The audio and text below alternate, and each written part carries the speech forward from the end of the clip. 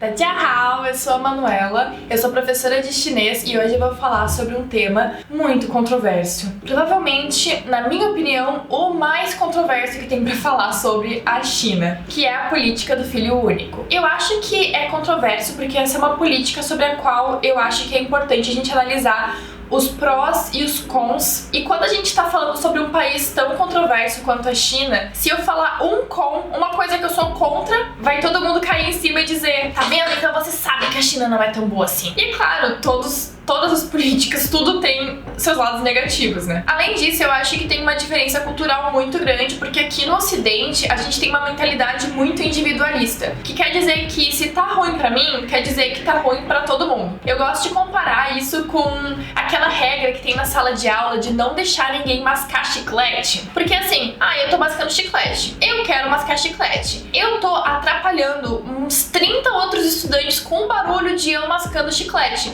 mas porque eu quero mascar chiclete, então eu vou mascar chiclete, porque é a minha vontade e não importa o que as outras 30 pessoas naquela sala acham. E eu acho que é basicamente essa a analogia das críticas contra a política do filho único. Eu vou dizer a minha opinião logo de cara e depois eu defendo a minha opinião. Eu acredito que essa política é uma política sobre a qual não preciso ter opinião. O que eu quero dizer com isso? Outra coisa que a gente tem mania: sempre ter opinião sobre algo, sem ter estudado, sem ter pensado sobre, sem ter vivido na época em que uma política foi criada. Tem casos que, historicamente, dá pra analisar e simplesmente pensar: isso foi errado. Tem casos que dá pra pensar: isso foi certo. Eu acho que tem uma nuance, assim, que me deixa bem confusa quando eu tô analisando a política do filho único, tá? Então, por isso eu vou dizer, eu não preciso ter uma opinião sobre esse assunto. E no fim do vídeo, vocês vão entender por quê. Então, o que é a política do filho único? Eu vou falar bem brevemente sobre isso, porque depois eu vou falar a história toda, mas a política do filho único foi uma política que foi implementada na China há bastante tempo atrás, que dizia que cada família só podia ter um filho, na maioria dos casos, mas tinha exceções pra isso. E o motivo eu já vou explicar depois, porque disso ter nascido. Então a gente vai falar agora sobre a história da política do filho único. Desde a fundação da República Popular da China, a taxa de mortalidade infantil, a medicina, a educação, a taxa de pessoas que são alfabetizadas e que vão pra escola, tudo isso aumentou muito mesmo. E isso, em um país tão populoso quanto a China, iria causar muitos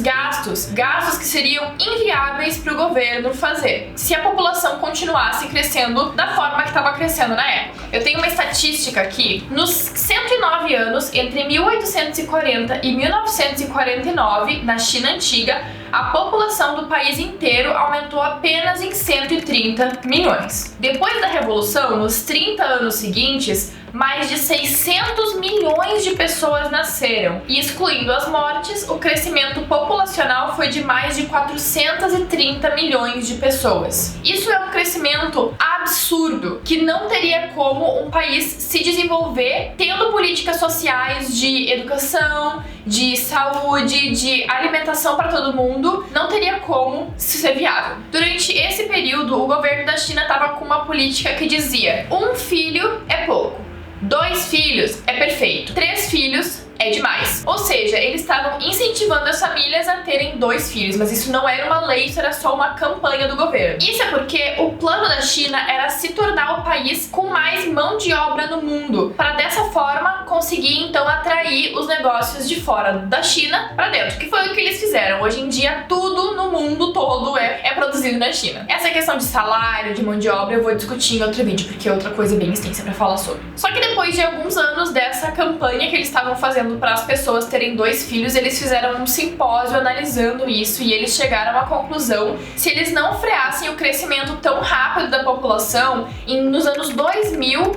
a população da China ia chegar a 1,2 bilhões, o que era insustentável para eles, e eles nunca teriam crescido da forma que eles cresceram se eles tivessem tanta gente lá. O governo chinês sempre teve o foco em políticas sociais que pudessem ajudar a sua população. Eles fizeram as contas e não teria como, sendo um país em desenvolvimento, sustentar tantas pessoas. Além disso, com os avanços tecnológicos e sociais, a gente não precisava mais de tanta mão de obra assim, então muitas das pessoas iriam ficar desempregadas, e ficando desempregadas isso iria causar mais pobreza, mais gente morrendo de fome, e ninguém quer isso, eu espero. Por isso foi criada a política do filho único. Em 1980, eles implementaram essa política de forma a tentar frear o crescimento tão rápido do país, né, da população do país, e conseguir desenvolver um país melhor. O slogan era: o Estado promove o planejamento familiar para compatibilizar o crescimento populacional com os planos de desenvolvimento econômico e social,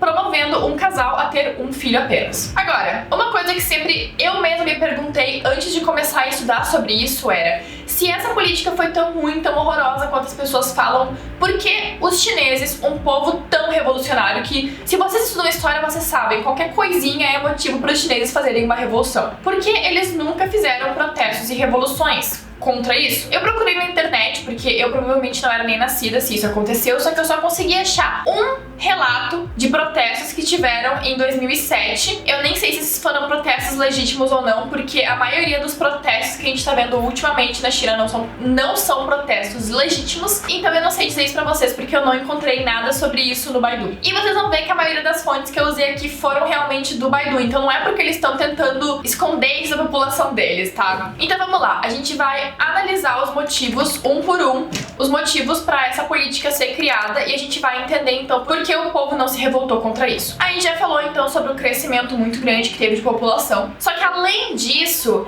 nessa época as mulheres na China começaram a trabalhar e fazer parte então da mão de obra do país. E a gente já sabe que isso aconteceu em todos os países do mundo, mas quando as mulheres começaram a trabalhar, menos filhos, porque elas não ficavam mais em casa pra cuidar dos seus filhos e não ficavam lá entediadas sem nada pra fazer, querendo apenas alguma coisa pra fazer, ou seja, vamos ter um filho. Então, esse conflito entre o que o governo estava dizendo e o que a população queria não era tão grande, porque as mulheres já naturalmente queriam ter filhos a menos. Elas já não queriam ter mais tantos filhos quanto elas tinham antigamente. Isso aqui foi tudo informação que eu retirei do Baidu. Pra reforçar, o Baidu é o Google chinês, tá? E isso aqui foi um artigo de opinião que eu encontrei lá, foi uma pessoa que escreveu num fórum. Então essas opiniões aqui são todas as opiniões que eu tirei de lá. Por lei, na realidade, essa política não é necessariamente uma obrigação. Ela é uma recomendação do governo. Eu encontrei algumas postagens negativas e algumas postagens positivas sobre isso, tá? Nessa parte eles disseram que a população da China estava diminuindo naturalmente, só que como a China tem muitas minorias étnicas e tinha um centro rural muito grande, as pessoas que moram nas zonas rurais, elas querem ter mais filhos, porque ter mais filhos significa mais gente para ajudar elas no trabalho. Além disso, as minorias étnicas têm uma filosofia de mais filhos, mais felicidades, que é isso que eles falam. Então, por isso, essa galera das minorias étnicas tinha muitos filhos. Muitos, muitos. Se você não sabe o que são minorias étnicas, eu vou falar aqui bem rapidinho. Na China tem 56 etnias. A maior delas é a etnia Han, que é os chineses que a gente pensa quando a gente pensa China, que eles são mais de 90% das pessoas lá. Mas tem essas minorias étnicas que moram em alguns lugares da China. Bem, eu vou falar mais sobre isso depois. Aqui eu tenho um gráfico que mostra a diminuição populacional que teve em alguns países. Na China, as pessoas tinham em média 6 filhos por família. 6 filhos. Nessa mesma época nos Estados Unidos, eles já estavam tendo só 4 filhos por família. E depois, durante os anos seguintes, diminuiu, chegando a então 2 filhos por família na China. O que é bem engraçado, né? Porque todo mundo fala que é proibido ter 2 filhos e o filho vai ser tirado da sua casa e as mulheres vão ser obrigadas a terem abortos, mas então por que a média populacional é 2 filhos por família? Isso é porque a lei não diz que todas as pessoas precisam ter só um filho. Pessoas que moravam em zonas rurais e pessoas de minorias étnicas poderiam sim ter mais de um filho, especialmente, assim, 2. Mais do que 2 já era estranho uma família ter. Então, durante diversos comitês, foi discutido que eles não precisavam mais dessa política do filho único, por mais que a população não tenha reclamado tanto assim, justamente porque já era natural que eles fossem diminuir o tanto de filhos que eles tinham, e isso foi dado como uma recomendação para as famílias, ou seja, as famílias pegaram isso e pensaram, ok, faz sentido, então elas tiveram só um filho. Eu vou falar um pouquinho mais depois sobre todos os rumores, fake news que tem. Então, em 2015, o governo chinês já chegou à conclusão de que não era mais necessário ter essa política do filho único, e agora a gente tem uma política de que cada família pode ter 2 filhos. Agora eu vou falar sobre o impacto que teve essa política, porque eu acho que é realmente esse o problema que a gente tem pra discutir. Na minha opinião, as pessoas chinesas entenderam o que o governo queria dizer quando eles disseram que, ok, a gente precisa que vocês tenham só um filho por causa disso, disso, disso. As pessoas entenderam, falaram, ok, faz sentido, e por isso a política foi bem sucedida. Só que a gente não pode negar que teve alguns impactos sociais. Então aqui, principalmente nessa parte, tudo aqui foi tirado do Baidu, porque eu não acho que eu seja alguém pra falar sobre isso, honestamente. Eu já estudei bastante sobre. Eu não vivi essas experiências, enfim, eu não tenho uma opinião sobre isso, tá? Então eu peguei algumas coisas do Baidu pra gente realmente analisar. A primeira coisa, o ratio de meninos pra meninas. Essa é uma das coisas mais preocupantes que as pessoas têm quando a gente fala sobre essa política. A gente tem agora um desbalanço de sexo entre meninos e meninas na China. Isso é porque, culturalmente na China, não apenas na China, no mundo inteiro basicamente é assim, tá? Mas na China, eles tinham uma preferência por ter homens e não mulheres. Isso é porque tradicionalmente o filho da família vai carregar o nome do pai. E quando uma menina se casa com um homem assim, ela vira da família do homem. Então por isso é meio como se eles perdessem uma filha. Se eles tivessem só uma filha, eles iam ficar sem ninguém pra cuidar deles. É claro que não é mais assim. Isso era bem antigamente, tá? Só que, claro, que essas ideologias não morrem tão fácil. Por isso, aconteciam muitos abortos quando as pessoas descobriam que eles iam ter uma filha e não um filho. E além disso, eles queriam continuar tentando ter mais filhos até eles terem um menino. Isso especialmente em famílias que moravam em zonas rurais, por motivos bem óbvios. Um homem consegue ajudar mais no campo, tradicionalmente, do que uma mulher. O ratio de homens para mulheres é aproximadamente 120 homens para 100 mulheres, então tem bastante homens que não tem um par romântico para encontrar. É estimado que em 2025 vão existir 12 milhões de homens solteiros na China que não conseguem encontrar uma mulher simplesmente porque não tem mulher. Não tem mulher. Isso, na verdade, causa uma questão muito curiosa na China, que os homens têm que tentar muito pra conquistar uma menina. Simplesmente porque eles têm muito menos mulheres, eles precisam logo arrumar uma namorada pra não ficar sozinhos. Existem várias teorias que explicam isso. Você pode acreditar no que você quiser, eu não sei em quem eu acredito. Eu procurei aqui no Google, procurei no Baidu, enfim, estudos. De acordo com uma pesquisa, tem uma chance menor de nascer um homem na primeira gravidez. Não sei se isso é verdade. E a pesquisa tenta comprovar isso, mostrando que em 1990, apenas 5 províncias tinham o ratio normal ou tinha mais meninas do que meninos. E essas 5 províncias, tirando Shanghai, tá, que também fazia parte dessa estatística, mas não faz sentido na nossa lógica aqui, as outras províncias são Guizhou, Tibete, Qinghai e Xinjiang. Todas essas províncias são habitadas por minorias étnicas. E as minorias étnicas podem ter 2 filhos. Ou seja, na segunda gravidez, mais pessoas tiveram um menino, então por isso acabou que o ratio ficou normal. É o que essa pesquisa diz. Eu não sei o quão verdade é. Só que assim, a maioria das minorias étnicas dão valor mais ainda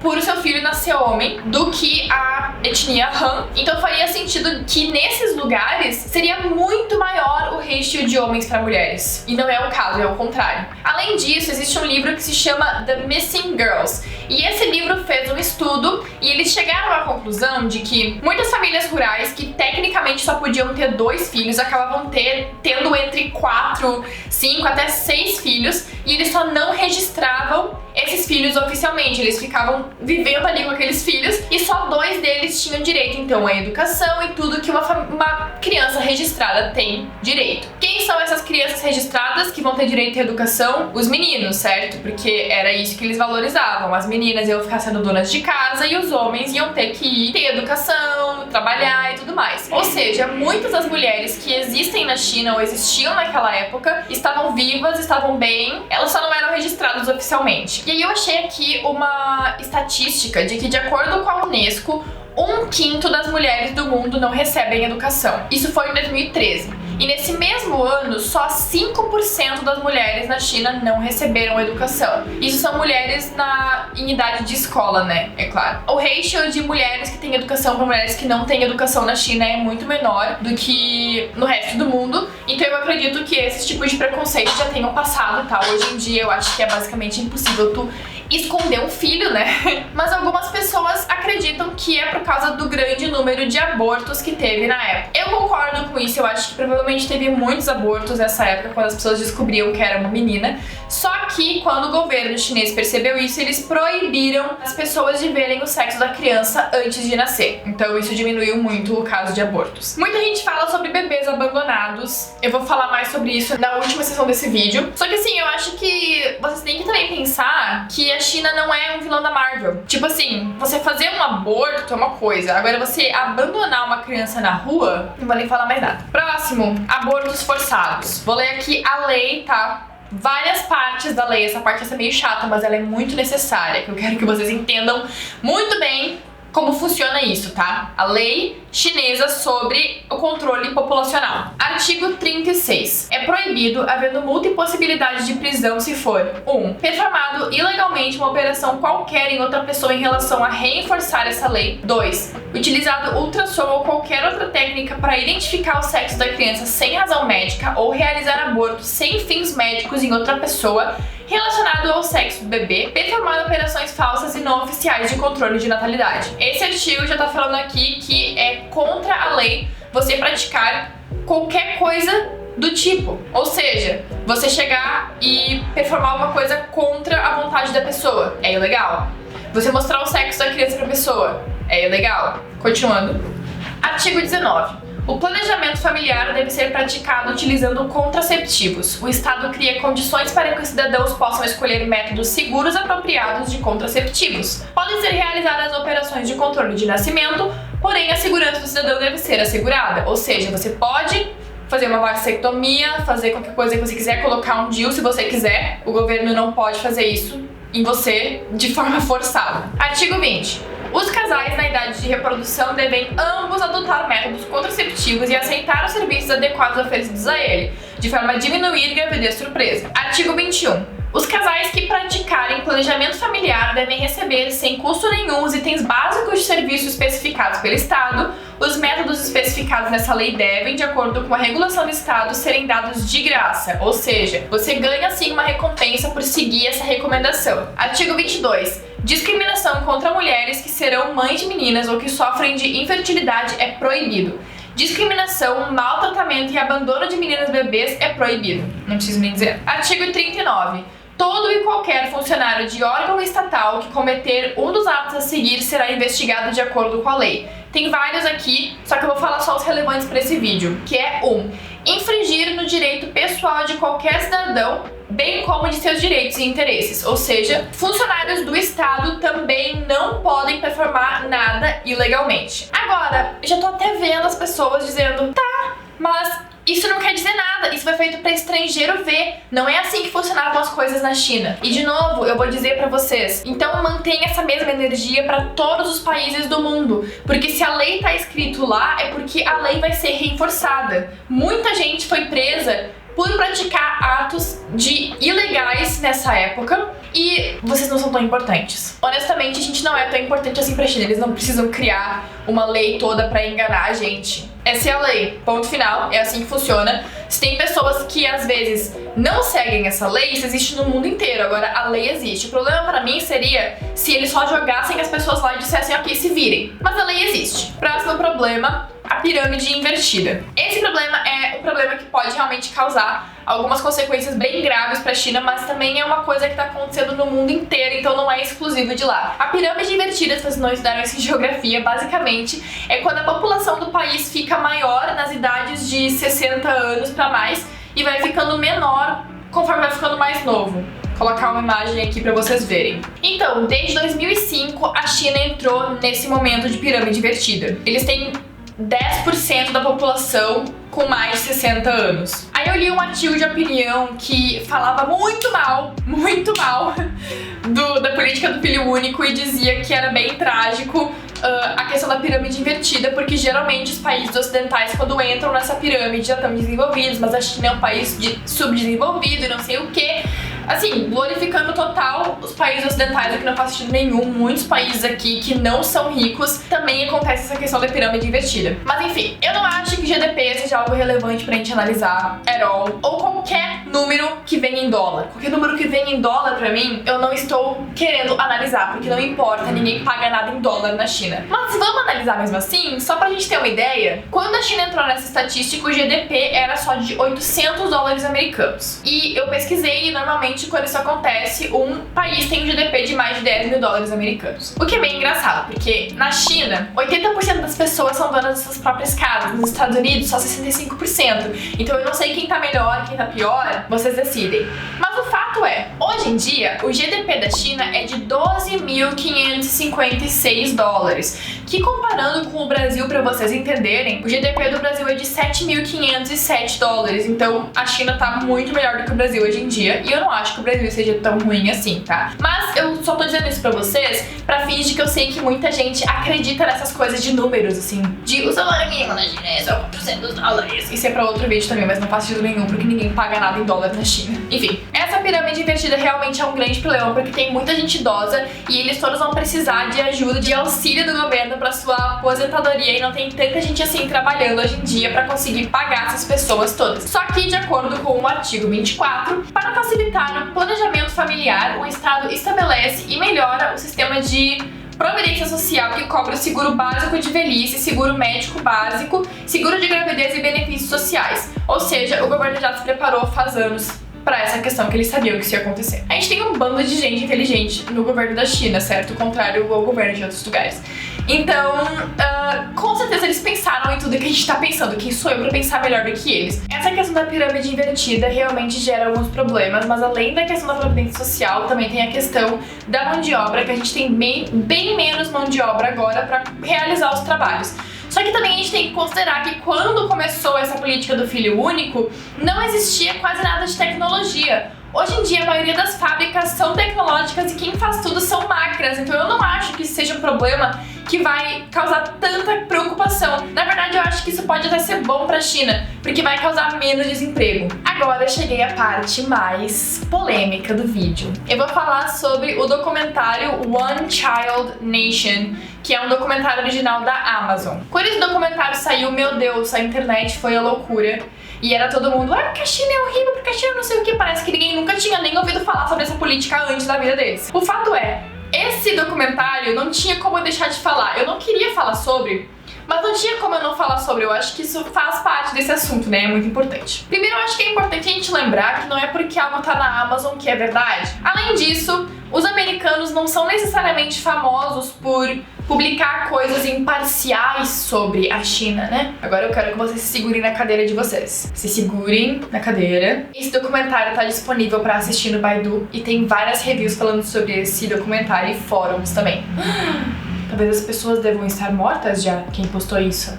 Elas devem estar na cadeia. Eu achei que fosse legal criticar a China. Eu vou misturar a minha opinião com algumas reviews que eu vi na internet. E claro, todas elas têm a ver com a minha opinião também, né? Mas muitas das coisas que eu tô falando aqui foram de reviews que eu vi no Baidu sobre o filme. Eu não usei fontes ocidentais, porque daí vocês podem só procurar vocês mesmos, né? Logo no início tem propaganda americana, óbvio. A menina já logo chega dizendo que ela tinha uma vida muito triste na China. Era muito problemático e ela sofria muito. Mas daí ela se mudou para os Estados Unidos. Como se qualquer pessoa na China conseguisse só pegar suas coisas e se mudar para os Estados Unidos, porque é muito barato e é muito fácil. E a vida dela era muito triste quando ela morava na China. Parece muito aquelas pessoas que fazem vídeo falando sobre a Coreia do Norte, sabe? Aquela galera do eu escapei a Coreia do Norte. E lá todo mundo tinha o mesmo corte de cabelo do Kim Jong-un. Sabe? Tipo assim, verdade. Eu confio em você. Enfim, o que é mais engraçado ainda é que ela morava numa vila na China e ela se mudou para uma cidade grande nos Estados Unidos. Então o choque é óbvio. Se tu saísse dessa vila e tu se mudasse pra Shanghai,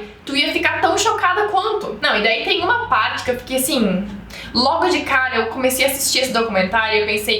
Eu não queria continuar assistindo, mas eu tive que continuar assistindo pelo menos mais um pouquinho, né? Pra fazer esse vídeo. Essa seguinte frase é dita: I wonder if the thoughts I had were really my own or if they were simply learned. Quer dizer, então, eu penso... Eu reflito sobre se os pensamentos que eu tinha eram realmente os meus pensamentos ou se eu tinha só aprendido esses pensamentos. Como se pensamentos não fossem coisas sempre aprendidas. Isso é a coisa que mais me indigna sobre China, Coreia do Norte. As pessoas aqui acham que elas têm tanta liberdade de pensar o que elas querem pensar, sendo que a gente sempre sofre influência da mídia, a gente sempre sofre influência de notícias do governo, em todos os aspectos da vida. E além disso, não só falando sobre questões políticas, mas se eu li na internet que tal filme é bom, por exemplo, isso vai influenciar a minha opinião sobre o filme. É literalmente assim que funcionam pensamentos. Ou tu acha que tu é um floquinho de neve, tem todos os pensamentos que tu tem são novos, ninguém nunca pensou neles antes, você é diferente de todo mundo. Aí depois ela mostra um senhor que diz que fazia óperas de propaganda pro governo,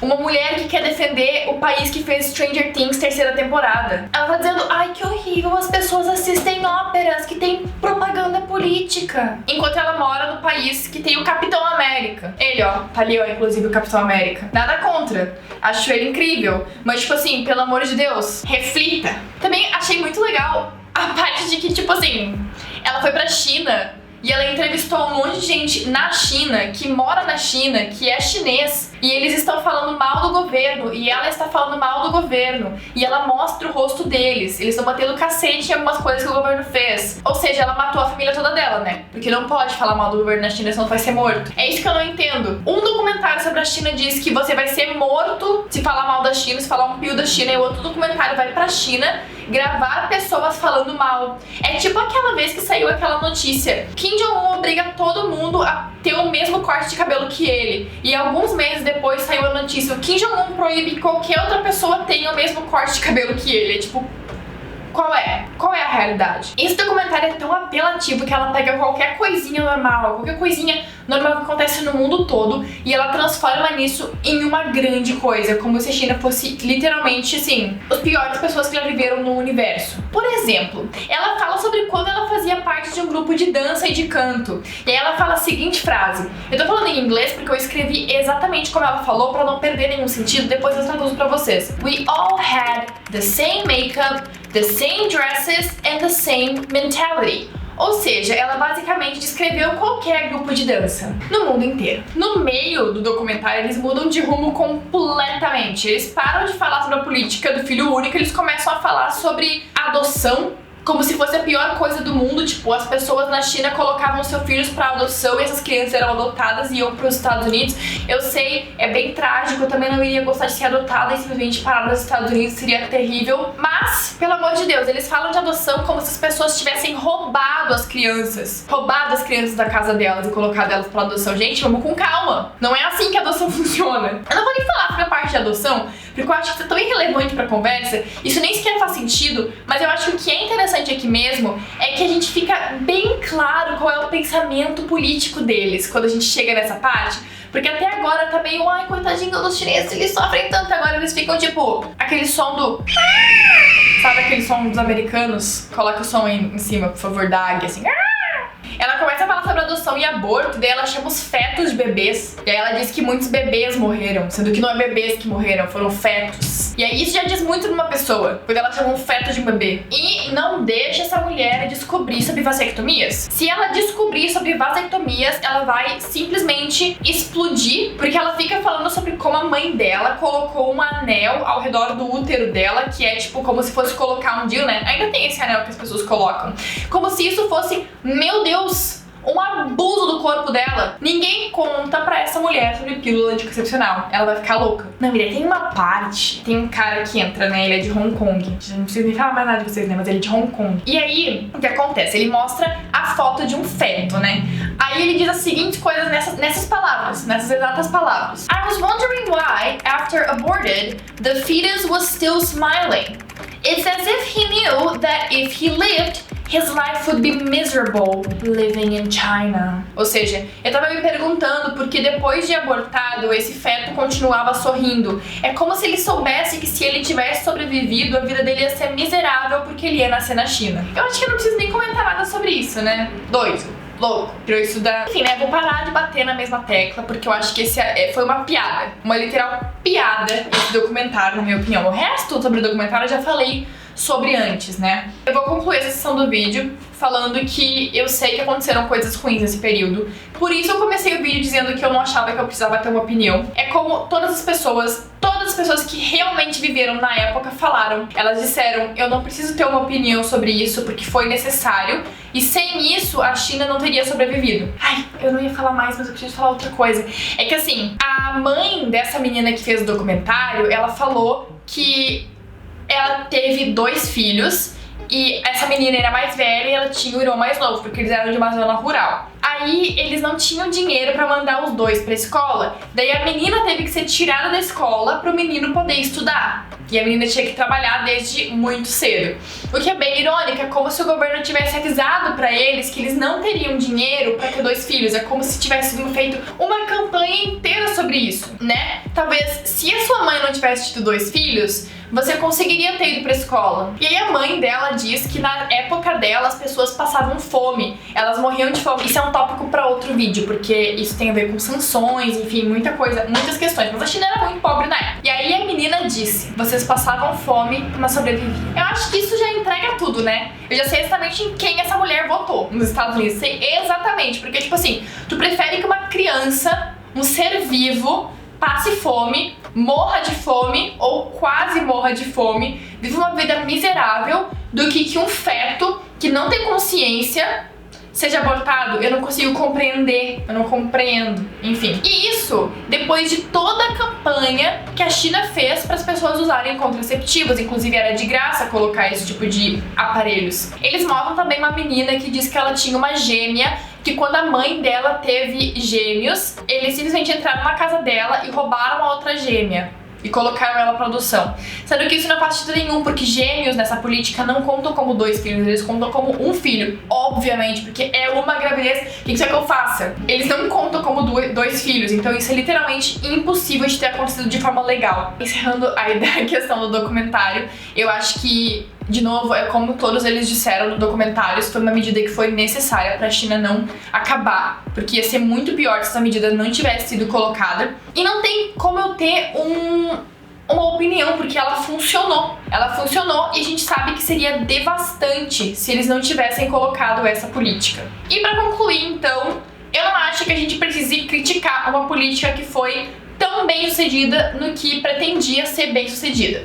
Eu acho que sim, causou algumas coisas bem devastantes, bem tristes, só que as coisas devastantes que causou foi tipo, eu queria ter 2 filhos e agora eu só posso ter um. Contra muitas milhões de pessoas morrendo de fome, eu acho que você tá bem tendo só um filho.